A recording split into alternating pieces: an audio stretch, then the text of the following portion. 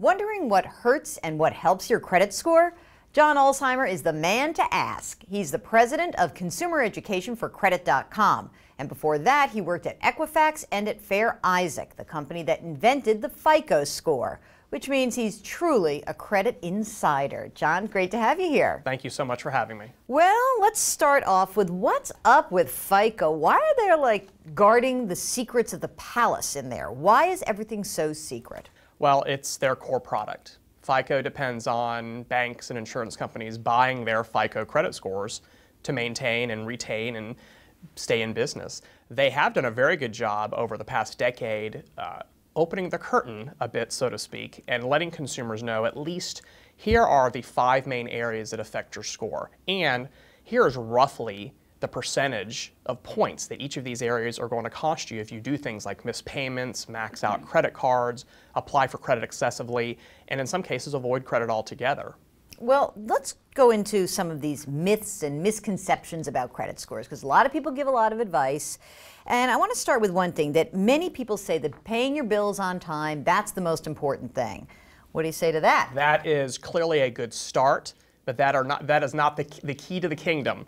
35% of the points in your FICO score are directly tied to whether or not you're making your payments, which means that 65% of the points have absolutely nothing to do with whether or not you make payments or you miss them. So while it's a fantastic start, you cannot hang your hat on the fact that you're just making your payments on time and assume that you've got fantastic credit. A lot of young people I talk to, they say, I hear that carrying a balance on your credit card is good for your credit score. What's the answer to that one? I'm quite certain that the credit card industry introduced that myth. Look, there's nothing wrong with carrying a balance on your credit card. What's problematic is when you start carrying a very large balance on your credit cards. And the issue here is utilization. It's the percentage of your credit limit that you're using up in the form of a balance. So if you have a $1,000 credit limit and a $1,000 balance, you're completely maxed out on that card. That is not good for your credit score. If you have a relatively low balance, 10%, 15% of the credit limit, that's really where you want to be, anywhere in that 7 to 15% range. What's this I hear about employers being able to check your credit score? That does not seem legal to me. We'll consider that the myth of the decade, actually. Employers do have the ability to look at your credit reports, but they do not have the ability to look at your credit scores. Credit reports and credit scores are actually 2 completely separate things. A lot of people refer to them as if they're one item, credit report with a score, and in fact they're actually 2. So while employers can in most cases and in most states look at the report for pre-employment and continued employment screening, they do not have access to your credit score. You have never ever heard of a verifiable example of somebody not getting a job because they had a low credit score. So who can get your FICO score? Well, any lender, any insurance company, any landlord, and any utility provider. Okay. As long as they have what's referred to as permissible purpose to access your credit report, then they also have the ability to buy a score from one of the 3 credit reporting agencies about you, about me, about anybody, and they use that score to determine the level of credit risk or insurance risk that that particular applicant has, and then they'll use that, of course, to either grant or deny or set the terms. You know, the housing market has been in a complete mess. It's really screwed up a lot of people's credit. And we found out recently, foreclosures on the rise. Now, what's the difference in the impact on your credit score between a short sale and a foreclosure? Oh, very good question. That's actually, unfortunately, the root of a lot of myths. The assumption is that a short sale is actually better for your credit score than a foreclosure. In reality, it's not. It's the same.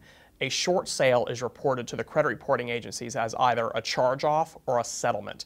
And in both cases, that's accurate reporting because the lender has accepted less than the full principal amount and considers the loan to be now paid in full. That's a settlement. What do they do with the deficiency balance? They charge it off. That's a charge-off. So while the disposition of the mortgage is actually better for the neighborhood, for example, because you're keeping the house clean, you're mowing the lawn, right, you're not ripping copper piping out of the wall, from a credit scoring perspective, there really is no difference between a short sale and a foreclosure. Last question.